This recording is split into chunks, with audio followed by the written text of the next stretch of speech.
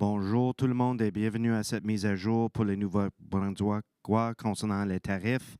Avant de céder la parole à la Première ministre, voulez-vous assurer de désactiver le son de vos micros? Before I turn things over to Premier Holt, I would ask everyone online to ensure your microphones are placed on mute. La Première ministre de Nouveau-Brunswick, Madame Susan Holt. Premier Holt. Thank you very much. Merci beaucoup tout le monde. Thank you very much. Speak to New Brunswickers directly because there has been a lot going on in our province and in our country and around the world over the last number of months. And I have been getting your messages, your emails, your phone calls, and hearing from you in the community about how you're feeling about what we're going through. And so I wanted to speak directly to New Brunswickers to acknowledge that we hear you feeling unrest, uncertain about what's happening, feeling frustrated, angry by what's happening in the U.S., feeling scared about what this means for our province and our future. Je voulais vraiment nommer.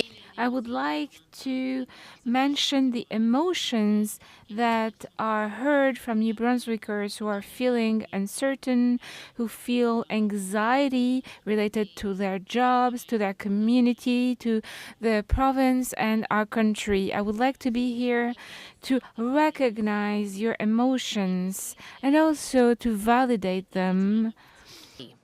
It's clear that we are going through something that is unprecedented, that New Brunswick has never experienced before. And so it is normal that many people are feeling scared and unsure. It is completely normal that many of us are feeling angry and frustrated at what is happening with the U.S. and with our economy and on a number of different files. So the purpose of me being here today is really to speak to some of those frequently asked questions that I receive from New Brunswickers, to talk about the things that you want to talk about, and to provide a forum for regular communication during a time of consistent uncertainty. The one thing that is consistent is the uncertainty that we know is happening. C'est clairement un temps. It is clearly a uncertain time, so I wanted to acknowledge your feelings and ensure a communication method between New Brunswickers and the government to talk about these issues. Every Thursday at noon for the coming weeks until we are through this period of uncertainty and disruption and past the threat that New Brunswickers are currently feeling to their jobs, to their communities, and to their way of life. The content may change week on week, and maybe some weeks we won't have much of an update to give, but we'll be here anyway to talk to you and let you know what's going on. Clearly, since the last time I was sitting here on Tuesday of a little more than a week ago, we had tariffs imposed by the U.S. that were very shortly removed. And then we had aluminum tariffs come back and get imposed on March 12th, suggested that they would be doubled, but they're in place at 25%. Now we have Chinese tariffs that have shown up in the marketplace to be put on very shortly. And so the situation is changing on a regular basis.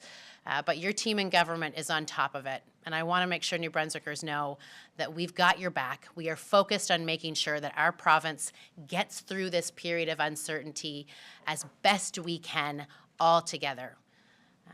Je vais prendre l'opportunité. I would like to take the opportunity to validate your emotions, your feelings. I feel them as well. Frustrating it is, and how angry it makes me that somebody is threatening the very existence of our province, threatening to annex Canada, that we become the 51st state. It makes sense to feel angry and to want to lash out and to react to those things and to hit them back and to hit them where it hurts. We are trying to do this with cooler heads that will prevail and make the kind of decisions for how we respond to this threat in a way that best protects New Brunswickers, that has the least impact on our jobs and our economy, on our communities, and on our future. Alors, notre objectif... Our objective, even if we're angry, even if we want to fight and we want to hurt our neighbors in the States, we want to make decisions that are sensate, that are responsible, we want to make sure that the impact will be minimal on our province. I would like to reassure you that we feel the same feelings. We're frustrated as well. We're angry as well. It's not clear what's going to happen. The future is not clear. Is that we have a fantastic team of people within our cabinet, within the civil service, within stakeholders, our business community, our municipal leaders, and within this province that are all ready to put their shoulder to the wheel, to pitch in, to collaborate and work together to make sure that New Brunswick gets through this, that we weather this storm together and we come out the other side stronger. And so I want to reassure New Brunswickers that we are working on this on a day-to-day basis, and we have taken action. I'll take a moment to repeat some of the actions that we've taken, because I know in the changing winds of every day, tariffs on and tariffs off and what's happening, it can be easy to lose track of what's happening. New Brunswick stopped the purchase of U.S. alcohol back when we first thought the tariffs were going to be put in place, so back in February.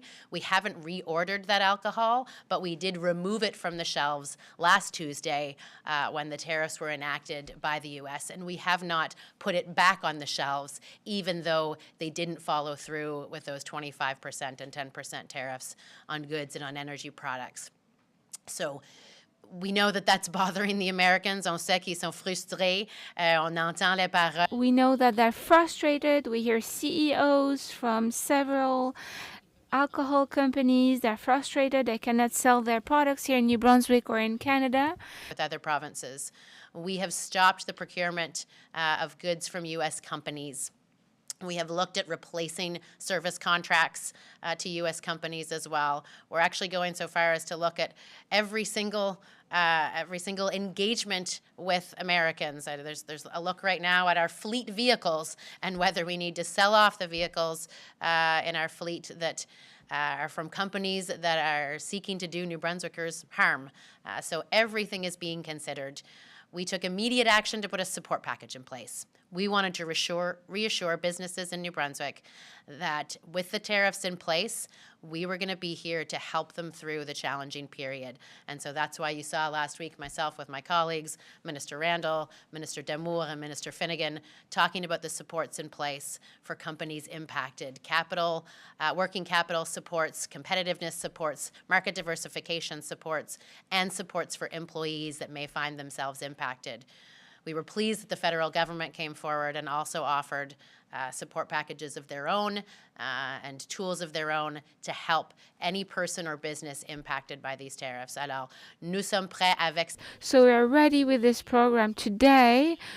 We are looking at them. We're talking with the workers and the business owners to make sure that when the conditions change, when there will be changes from the states, we'll be able to answer. Our steel and aluminum companies are experiencing a 25% tariff, and that does impact New Brunswickers.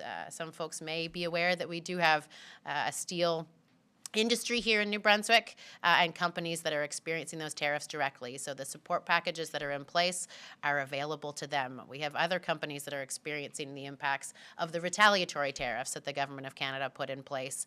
And so we have tools available to support them through this period. Je veux vous rassurer. I want to reassure you, we are here for you.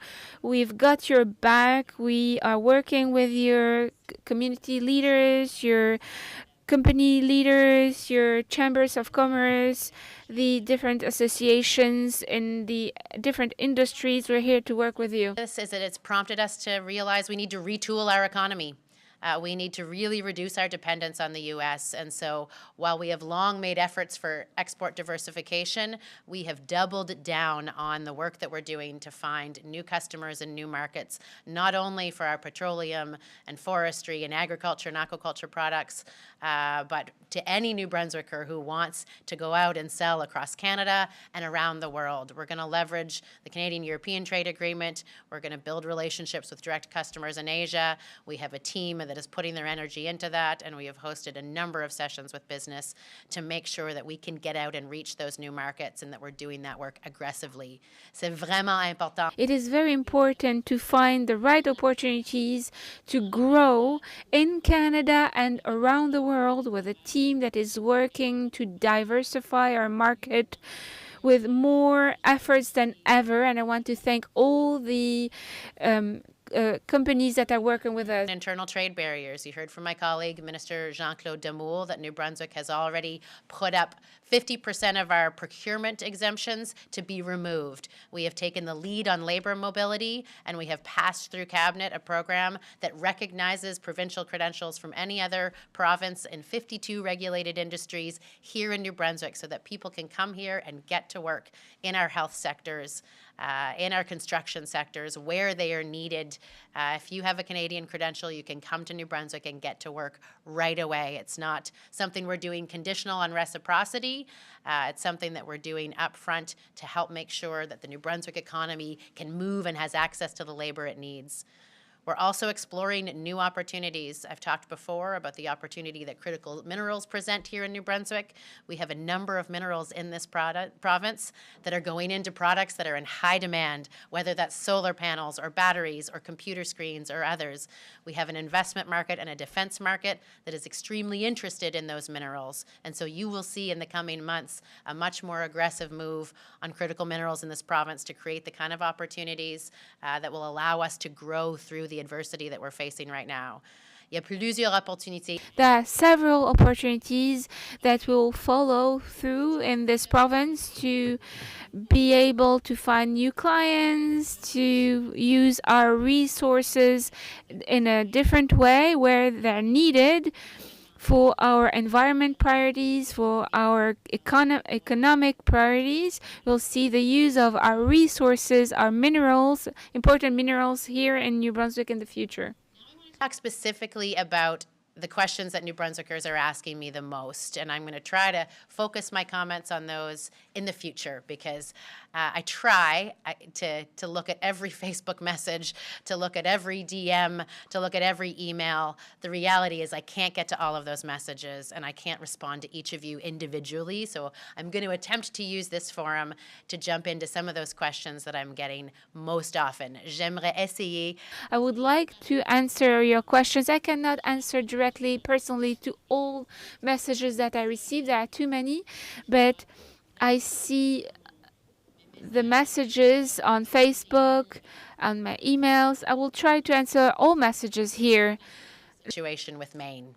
I've had many people reach out and say, how come you haven't done what Doug Ford did? Doug reached out and said he was going to shut down electricity to the U.S. And then switch that to a 25% tariff to the U.S. And I appreciate that New Brunswickers want to see us hit back and take a tough action like that. The reality in New Brunswick and our relationship to supply energy to northern Maine and others is different than how Ontario engages by selling their power on the spot market. We have contracts in place. Some of those contracts do not allow for us to levy different fees and tariffs, while others do. We also purchase power from the U.S. when we need to, when LaPro isn't producing the way it wants, or when we have spikes. We purchase, in some cases, up to 1,000 I think it's giga kilowatt hours from the U.S. And so anything we do to them, we are at risk of them doing back to us. And so our team is taking very careful look at the impact to New Brunswick, the impact to NB Power, the impact to our neighbors, and choosing not to use that tool at this moment and to consider how we might use that tool in the future should the U.S. proceed with more tariffs on our economy than the current steel and aluminum tariffs that are in place. We believe that it is not the time for escalation. We want to be responsible in our decision-making and protect New Brunswickers for the long term and protect NB Power's revenue streams.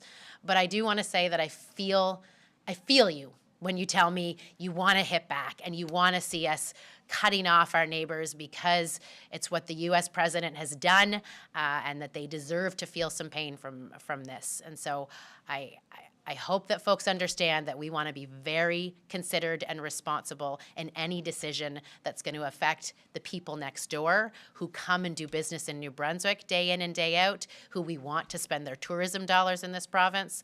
Je sais que le monde compte.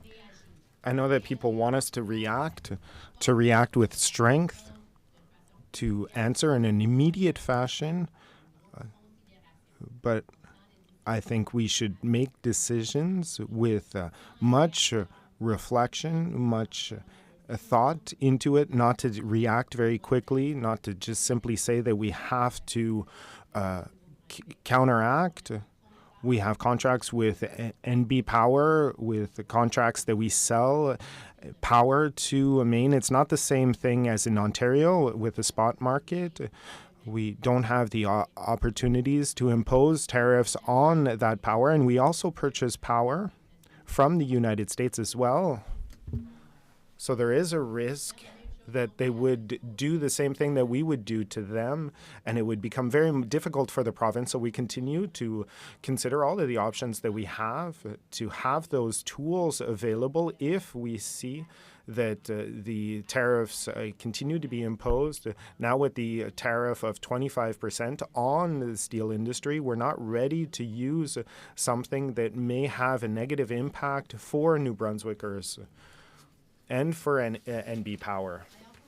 But more about NB Power, because I certainly get a lot of messages about the power utility, and I feel your frustration at the power bills that have been going up month over month. The fact that we called for an audit to NB Power, that they didn't deliver that report when we wanted it. They now need more time to dig in. Our government saw the pain of increased power rates a long time ago and committed to take 10% off of your power bill to try to reduce what you were paying for electricity, but it clearly is not enough. We have to do more and different with NB Power because the status quo is not an option. So I want you to know that the government is looking at many different options of what we can do, both with NB Power, with the situation you're facing on these increased rates. We need answers. We want them to continue with the audit they're doing, but we are looking at many other options to address the situation, and you will hear from us in the weeks ahead on what's going to happen in terms of the power utility and the bills and challenges that New Brunswickers are facing. Je veux vous assurer qu'on n'a pas. I'd like to ensure you that we haven't stopped thinking about you and these high power bills that you're receiving in the mail. The fact that we don't have answers to our questions. We wanted to reduce the cost of electricity. We implemented a rebate of 10% on power bills, but that isn't sufficient. We're not stopping there. We're not satisfied with the status quo with NB Power. We're waiting for the report, the audits. We're still waiting for them. We're still waiting for answers, and we have to answer with NB Power in a different manner. So our team is looking at different options to help you to change this trend with NB Power. And you'll hear from us in a few weeks what will be the next steps that we will be implementing in order to address this situation. It fits into the most frequently asked questions in my inbox and in my messages is in relation to property taxes. We know many people have experienced significant increases to their property taxes, to their assessments, and now to their bills. There is a process in place. If you think that those amounts are out of whack, I have had people bring me their bills and say, look at this figure, it doesn't correspond. Where do I go for help? So I wanted to make sure, I'm going to pull up the number here, that if you're having challenges where your property tax bill does not match with the assessment and with the rates that you see, you can call 1-888-762-8600 to talk to our property tax team and to dig in where there may be discrepancies. We are past the time to appeal your property tax assessment, but we are hearing from folks who have seen challenges in the actual bill amount, the rate that was applied, and how. And so if that applies to you, if that's one of your issues, then we want you to go to the website that's in place. There are support programs in place as well to help folks with their bills. Et on veut aussi que vous appelez. We would also like you to call the team for the property tax, the 1-888-762-8600. I know a number of people received bills and are concerned about the amounts that they are having to pay. And I'd like to encourage you to use the tools that are available on our website to call the team to receive help from them. I can appreciate that it right now it can be pretty easy to get overwhelmed with all the information, the news that's changing on a daily basis, what you see in your feed, what you hear from your neighbors, with the bills that are coming in, bills that are going up, whether that's power bills or property tax bills or others, wondering whether your job is going to be there tomorrow, whether that employer in your community is going to be there tomorrow. It is a time of great uncertainty, and our team wants you to know that we are there with you, working through these challenges. If you are feeling the kind of stress and anxiety that you're really struggling with, we also want New Brunswickers to know that you can reach out for support. We have a mental health helpline that is available at 1-866-355-5550. On a un numéro pour le... We have a mental health helpline for those that are feeling much anxiety, that are looking for solutions about their anxiety and their uncertainty. There's a helpline in mental health that is the 1-866-355-5550. Like this, where we don't know what's happening next, it's a great time to be with your friends, to get outdoors, to clear your head, to turn off the news, and to reach out to the people around you, because New Brunswickers are resilient, kind, and helpful folks. Your neighbors and your friends are going to be there for you. Your government is going to be here for you. We've got your back. We are working on this issue. We are working on NB Power. And that doesn't stop the work that we're doing to improve the healthcare system, to get more doctors practicing in New Brunswick, to put the community clinics in place that let you address your number one priority of health. I know that this is a stressful time, and I want to make sure New Brunswickers know that your government is feeling that, and we are here to put in place the support programs, the reactions, the cancel of U.S. booze, the movement to diversify our workplaces, to tackle the issues that are structural with NB Power, and to hear your concerns and to connect with you on a regular basis. So I hope you'll join me back here next Thursday at noon. We'll give you another update on what's going on with the tariff wars and in our province. Nous sommes ici pour communiquer avec vous. We're here to communicate with you.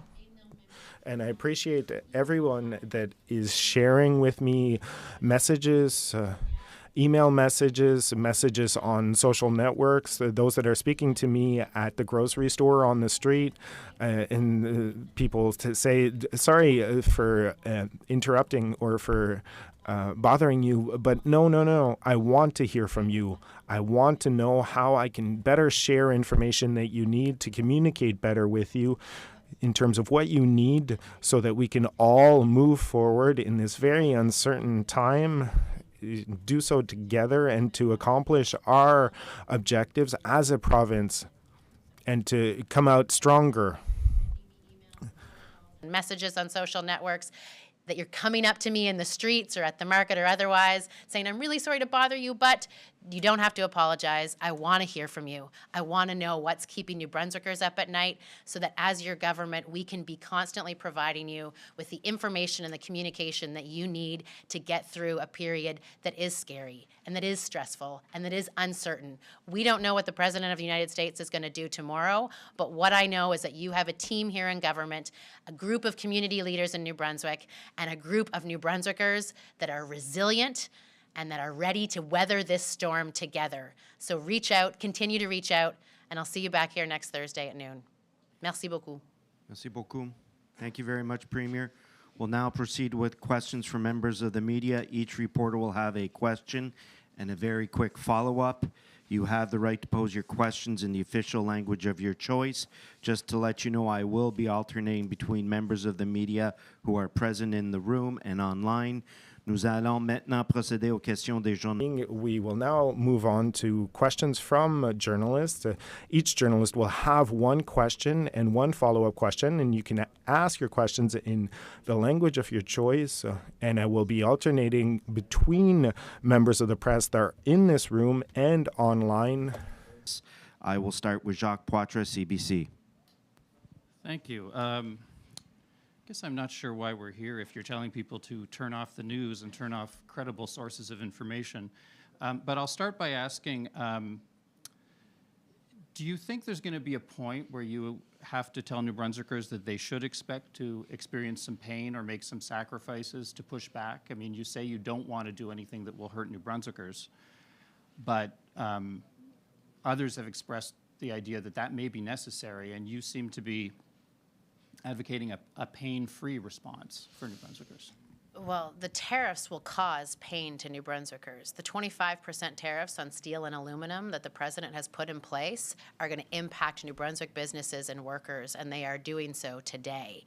And so there is significant pain that is going to be caused on the New Brunswick economy and New Brunswick workers based on the actions of the U.S. We need to respond in the most strategic ways possible that can be successful in eliminating those tariffs more quickly or reducing them without putting unnecessary pain on New Brunswickers. If I'm going to ask New Brunswickers to go through pain that I'm going to put on them, it better be because that's going to yield a result of reducing or eliminating the tariffs that the Americans have put in place, and not just for show.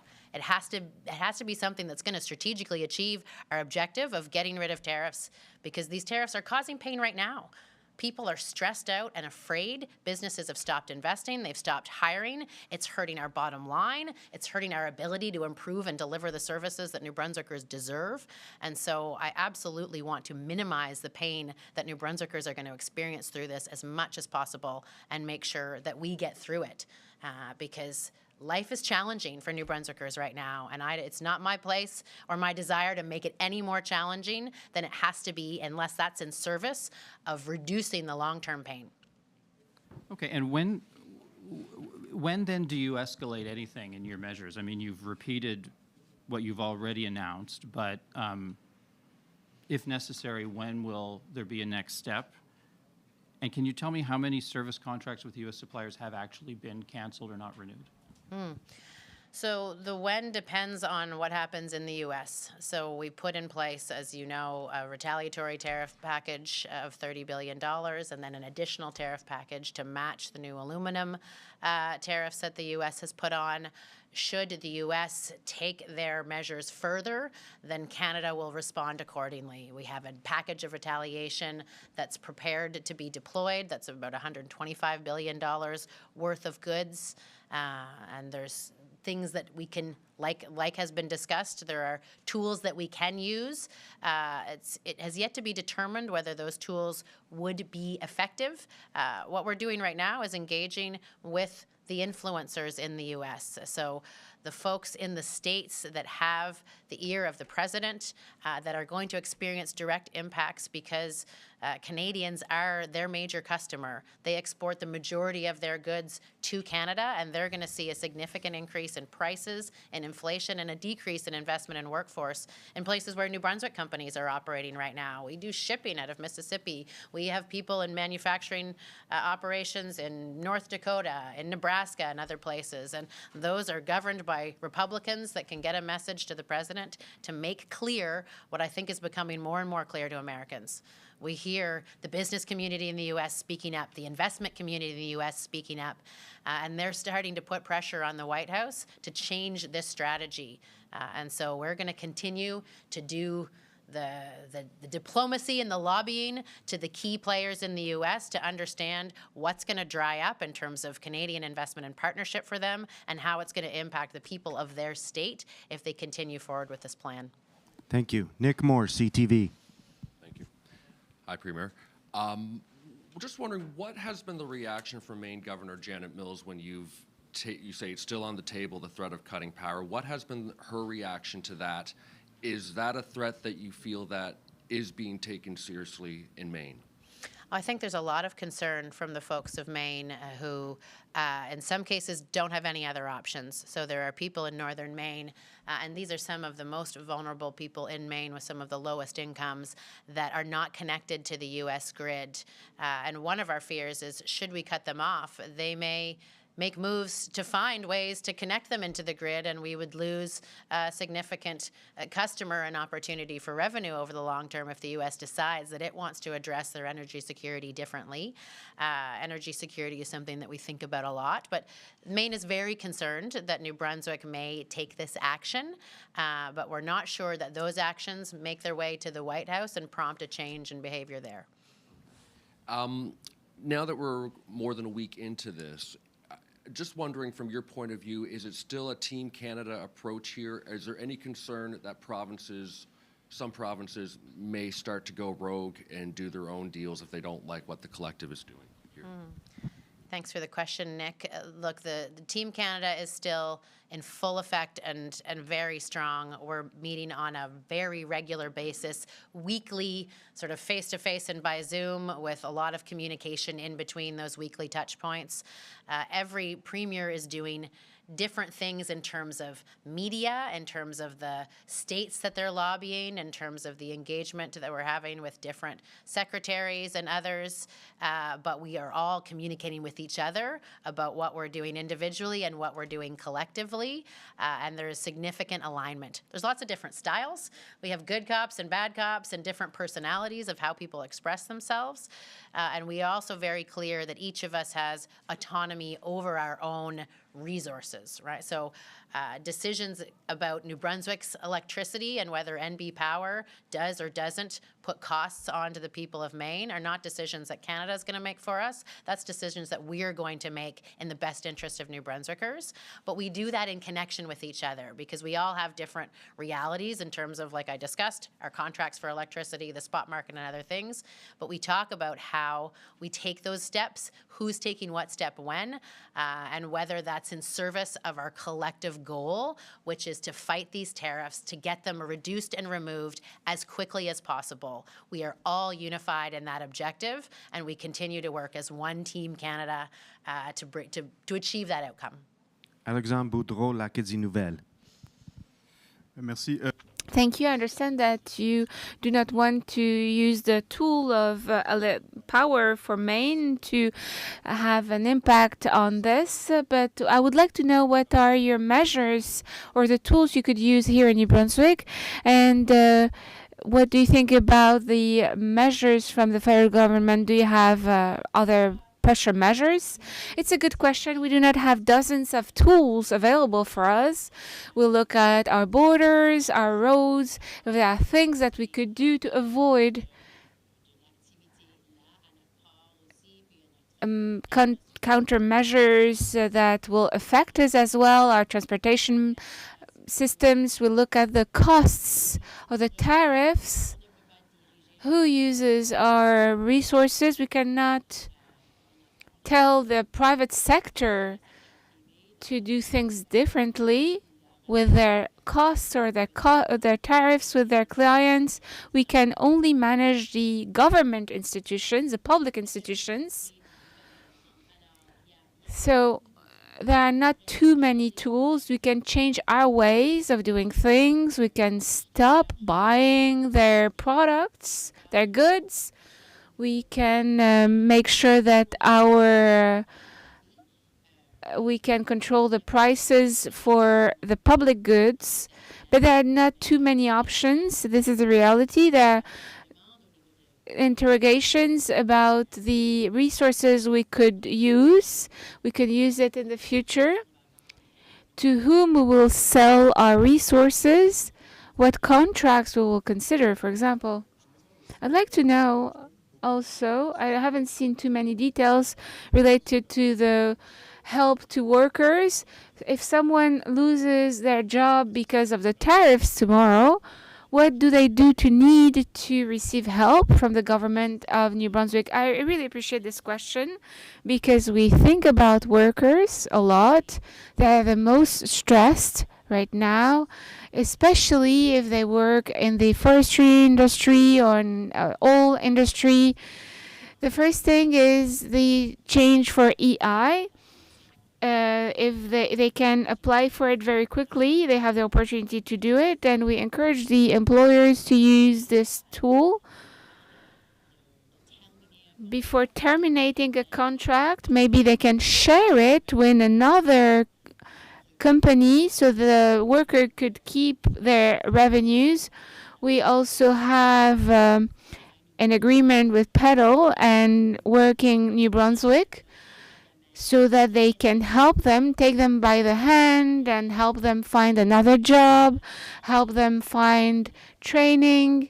There are funds available to participate in programs for training and education, to find another job if needed pretty quickly. They can receive this financial help to change their career if needed. But we know this is a temporary situation, so we prefer to keep them with their current employer. They can use the employment insurance help, and our team is here to help them with all the services that they might need to manage the situation. Adam, Unmute your mic and ask your question, please. Thanks, Bruce, and thanks, Premier. Premier, you spoke briefly there about critical minerals. I wanted to know if that means more mining projects. And then in the same theme, what does that mean for natural gas development as New Brunswick imports a lot of gas from the United States?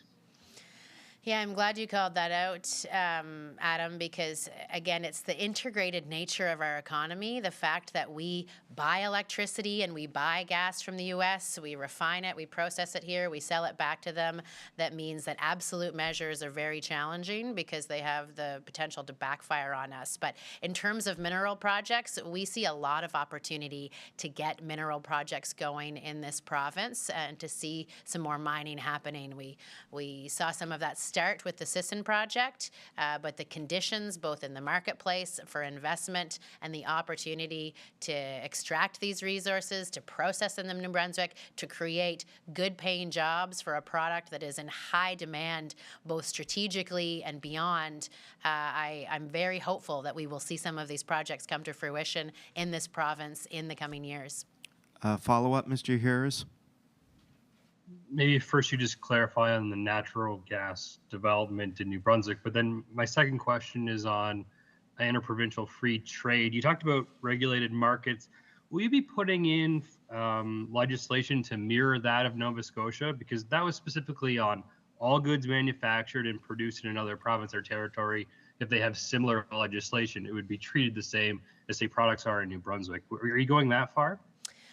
I think these are two different things. So the labor mobility piece that we're advancing is on the 52 regulated professions in New Brunswick, and we're not waiting for other provinces to do it too. We're going ahead and recognizing the credentials of anyone who holds a provincial credential. We'd love to see Nova Scotia do the same thing. We'd love to see Quebec and other provinces do the same thing, but we want to make sure that we have ready access to the talent we need to get us through some of the challenges we're facing in healthcare and housing, and some of the changes that we want to make in terms of our what we already talked about mineral and resource development. So you asked about natural gas specifically, and so we don't have investors or proponents looking at New Brunswick's natural gas right now the same way that we do on some of the mineral side with manganese and molybdenum and antimony and indium and tungsten and some of the other opportunities that are here. I think New Brunswickers have expressed their feelings on natural gas development, and that market has shifted considerably. We would be very interested in seeing the federal government take the bull by the horns in terms of creating the opportunity for Western resources to make their way east. So we'd love to see that kind of pipeline project advance and make its way to New Brunswick. We know there's lots of challenges facing that kind of movement, and one of them being the absence of a proponent, which is the same thing that we see on the natural gas side in New Brunswick. Thank you. New MC, Radio-Canada. Good morning, Madam Holt. You answered the question Jack asked before. It's the same question I have. Aren't you saying to New Brunswickers that unfortunately we do not have enough tools and we will have to suffer because we cannot have countermeasures against the states? We're too small? No, that's not my message at all. We have tools as members of a country that can have a unified answer to put in place countermeasures, retaliatory measures. We have a plan right now to select the strength of our retaliatory measures, and this is a discussion between provinces and the federal government. We want to see how far we want to go. Do we want to close our borders? New Brunswick has tools. We do not have 30 tools. We have some tools. The same thing with our provinces. I imagine PI, Newfoundland, Nova Scotia, they're not connected to the states. We're stronger together. We have a federal government that is willing to help us to eliminate those retaliatory measures. We would like to diminish the negative impact on Canada. I would definitely want to diminish the negative impact on New Brunswick. Right now, we cannot avoid the negative effect on the aluminum and steel industry. I would like it to stop there.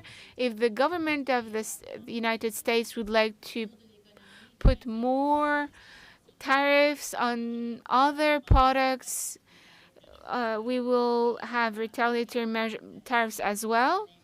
And we'll see if it has the impact that we want. We see that it's working already. We put some retaliatory measures already, and the states backed up. We do not want to go too far, so there will be a negative impact on our citizens. We would have tools here in Canada. Canada has items or goods that the states need. They need potash, for example.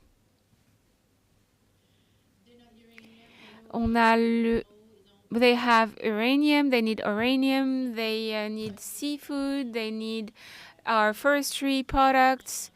They will see very quickly that it's very difficult for them to accomplish their objectives without these essential products they need to transform and move their economy. I'm very optimistic. We have the right tools in Canada, and New Brunswick can influence the decisions as well with our actions so that we can win this trade war. Potash, I think it's fertilizer. I think it's potash. The other question that I want to ask, because you spoke about mental health in New Brunswick and Canadians. We've seen that a premier quit because he said he could not face this for 4 years. You said, as a premier, how do you think your colleagues are facing this situation? You said you will do this exercise every Thursday. Do you think we will do this for the next 4 years? I think it's reasonable because it's my job to connect with New Brunswickers in an uncertainty period, in a period of stress. People who live in New Brunswick are stressed, they're fearful, and it's my job to make sure that we can manage the situation the best possible way so that we can reduce the stress and the anxiety with transparency, with communication. Tell New Brunswickers, I don't have all answers. I never came into a situation this way because we never we're in a situation where we had a threat to our economy of this nature. We've never seen this before in Canada since we exist. A threat of this this size, but I have the team, I have the experience, I have the tools, and I'm convinced that in New Brunswick, with our neighbors, with all the citizens of our province, with the leaders in our communities, in our different companies, all together we will defend our province, we will help our friends, our neighbors, we will help the different companies, the entrepreneurs, the workers. Will make sure that we will come out of this stronger. And I'm ready for this job. I'm ready to reassure New Brunswickers we have a strong province with resources, we're resilient, and we will use all these tools. But it's okay to be fearful. It's okay to be worried. It's okay to not know what's going to happen. We have the heart in the right place. We have the shoulders to work hard, and we'll do it together. Merci. Michael McDonald, Presse canadienne, s'il vous plaît. Hi, Premier. Can you hear me? I can, Michael. You've been saying, you've made it clear that cutting off electricity to northern Maine would be risky and could backfire, especially in the long run. But you haven't really said very much about imposing surcharges in the same way that Doug Ford had threatened to do. That seemed to get the attention of the White House right away. Could you explain why that's not an option? Yes, thanks for asking the question, because I can try to make it more clear. The situation in Ontario with electricity is different. They sell electricity on the spot market, whereas in New Brunswick we sell to Maine under contract. We have a couple different types of contracts, and just under half of them do not allow for us to levy that kind of tariff or fee onto the agreed upon price. The other half of them, that is an option. We have looked at the revenue that might generate and who it might impact. It would impact, in some cases, organizations that are New Brunswick employers. It would impact health centers that New Brunswickers use. And we also buy power from Maine, where they could choose to take the same tact and add a similar increase to price to the energy that we purchase back to them, which would end up costing us money and hurting us in the long run. There's also the risk that they decide that they're going to fortify and connect their grid, and we lose that business and that client for the long term. So these are decisions that need to be taken very carefully. They can't be made as a knee-jerk reaction, or because our situation here in New Brunswick is unique, and we want to do the kinds of things that are likely to achieve the result we want, which is an elimination of the tariffs. I'm not certain that adding a surcharge to what the folks in Maine experience is going to yield a result from the White House, and instead will just cause damage to a relationship that we want to protect in the long run. Second question, Mr. McDonald. Premier, if you could speak directly to the president today, what would you tell him? Oh.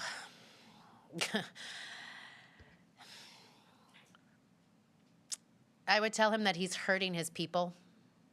We see it. We hear it from our neighbors in Maine.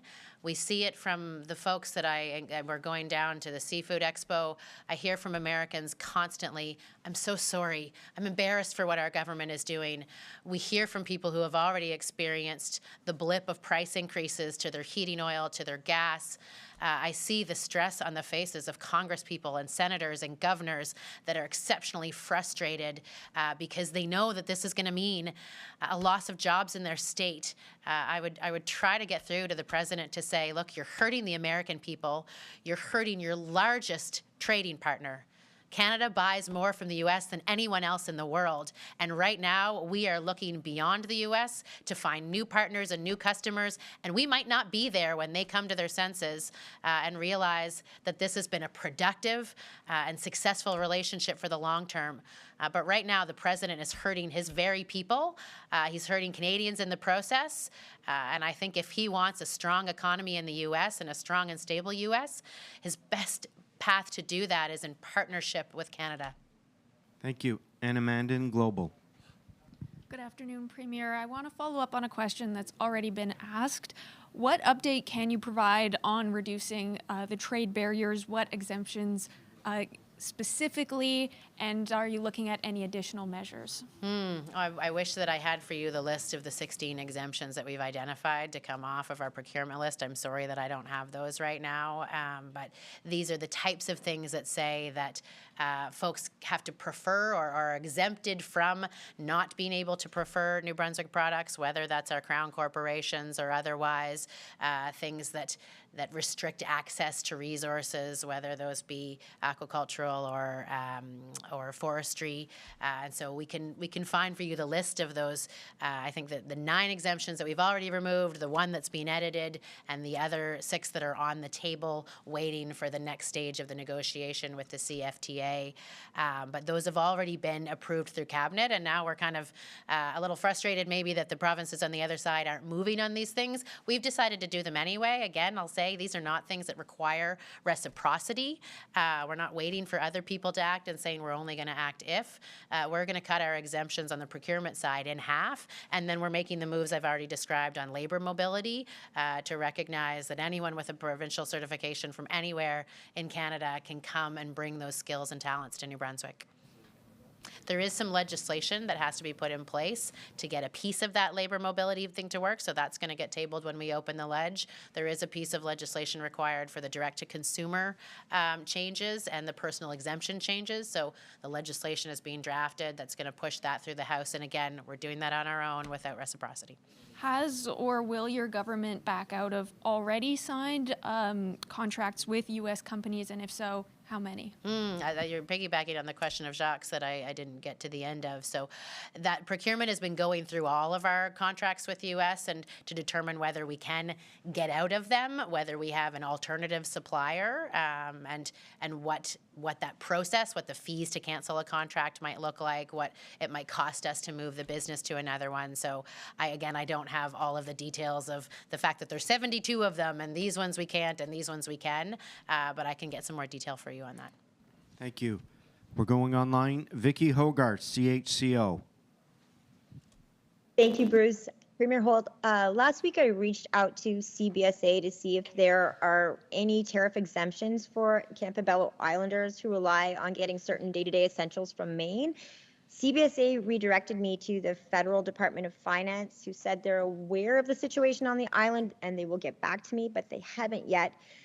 Meanwhile, Islanders are now facing long lines at the border where grocery store items are being looked at item by item and tariffed accordingly. I'm just wondering if there's any new information that we can give to Islanders that might alleviate some of the added stresses that they're feeling.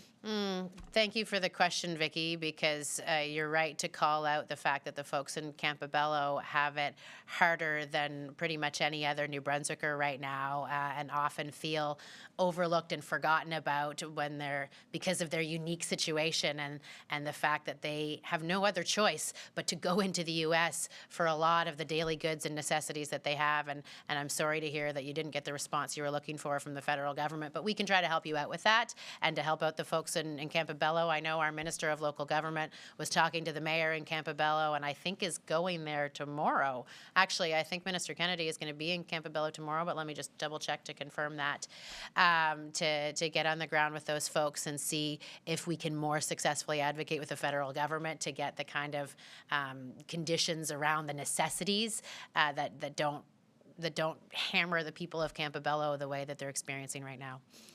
Follow up, Ms. Hogarth. Thank you for that. And the Prime Minister, he's openly suggested that Trump is trying to use economic force to annex Canada. You touched on this today, too.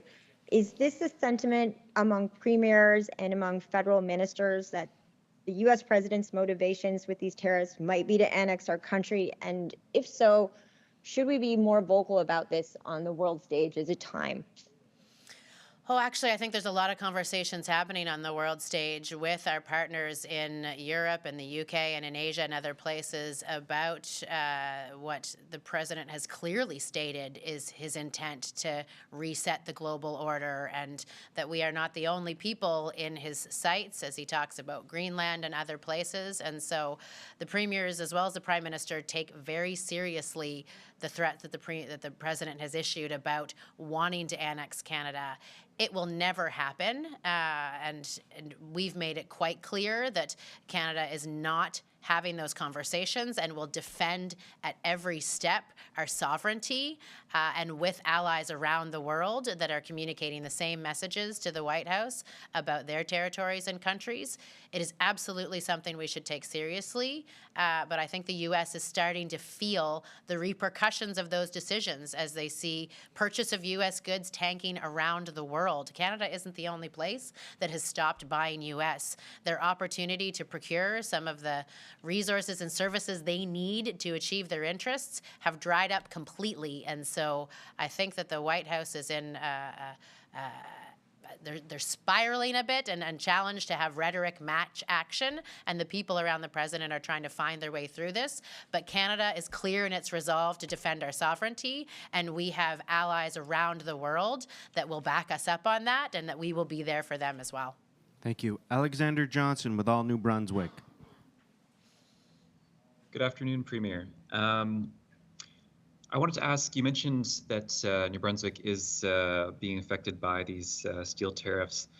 I'm not aware of any steel makers here in the province. Can you talk a bit more about how the province is being affected by those tariffs? Well, we have companies like OSCO, like Ocean Steel, and others that are in the St. John area. We also have companies that require those products as inputs to what they produce and make for New Brunswickers, whether that's in construction or in some of our heavy industry that is producing large products, whether that be the ambulance sensors or others that are going out into the world. So we have some folks that are using it as inputs, and we also have some folks who trade in those primary materials. And so it is impacting us in terms of the ability to sell that product from companies that are headquartered here in New Brunswick, as well as the ability to access it for our own purposes.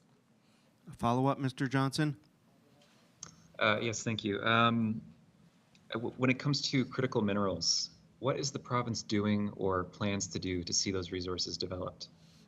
A number of things. So it's a mandate that I've given to Minister John Herron to see if we can really realize the potential of the minerals that exist here in New Brunswick. The team was actually at the Prospectors and Developers Association conference in Toronto a week or two ago. We've been engaging with investors who have expressed an interest to finance the development of our resources, as well as working with the community of junior prospectors and developers that exist in New Brunswick around very specific assets. I mentioned some of them earlier. We're also looking at some of our colleagues across the country that have made moves to ensure the development of those resources happens quickly. And it's a conversation we're having with the federal government, because the federal government obviously plays a role in the approval of projects like this. We have heard and learned from our colleagues across the country some of the challenges there. So all of us are engaging with the feds to ensure that we can get our resources developed and into the market, particularly at a time such as this. There's some great learnings from Manitoba that got a project from start to finish in under 2 years. So we're looking at some of the changes they made to the regulatory model. There's a number of things happening on that front, and I'm going to be excited for Minister Herron to talk to you more about it in the weeks ahead. Silas Brown, CBC. Just to go back to the subject of the power, potential surcharges, that sort of thing, my understanding of how NB Power operates in the New England market, most of the power that's being bought is then being sold back in the market for a profit, something that they've come to quite rely on, I think to the tune of about $1 billion last year. Does that financial dependence and the lack of financial health of the utility hamper your ability to take some of these further measures like surcharges beyond, the worry about potential impacts? I mean, the point of doing this would be to make it hurt and to send a message does the financial health of the utility prevent some of that? Oh, absolutely. If we're sacrificing revenues and customers, that's got to be borne by New Brunswick customers that are already struggling to pay their power bills and power rates. And the utility is in an exceptionally challenged position with a significant amount of debt that they are not making progress on, with maintenance deficit across the board, with assets that are underperforming, and with a plan of rate increase for the foreseeable future that is more than New Brunswickers can bear. So, as I've said before, that the status quo is no longer an option with NB Power, but you're right that does not put us in a great position where we're reliant on critical contracts with the U.S. We're also reliant on their energy. We buy energy from the U.S. when we need it because we don't have the kind of stable delivery of supply of electricity here for some of those peak moments.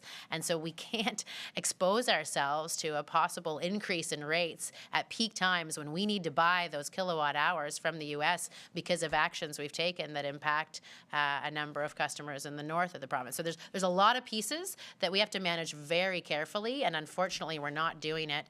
We're doing it with a utility that is faced with exceptional challenges that we can't keep kicking down the road.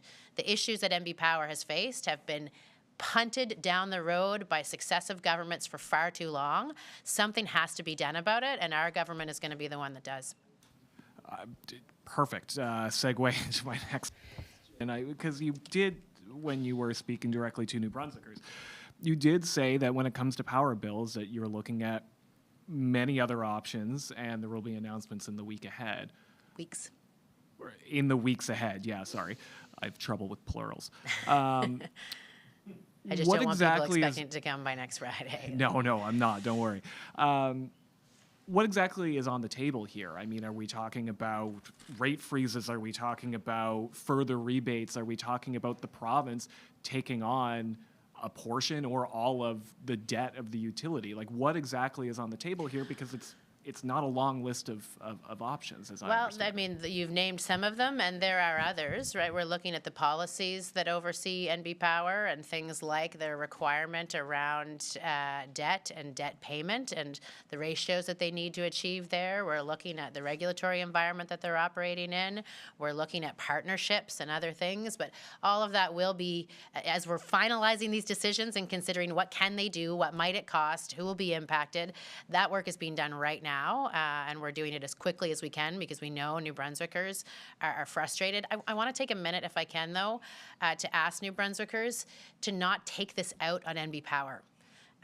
They are challenged, but we are hearing stories of people driving an NB Power truck or parking it in their yard and getting harassed, getting yelled at in parking lots, or getting treated poorly because they're working for NB Power. And I'd like to ask New Brunswickers to please not. I know it's when you call the call center, you need a place to vent, you want to express your frustrations, but let's not take it out on the people, our neighbors that are doing this work.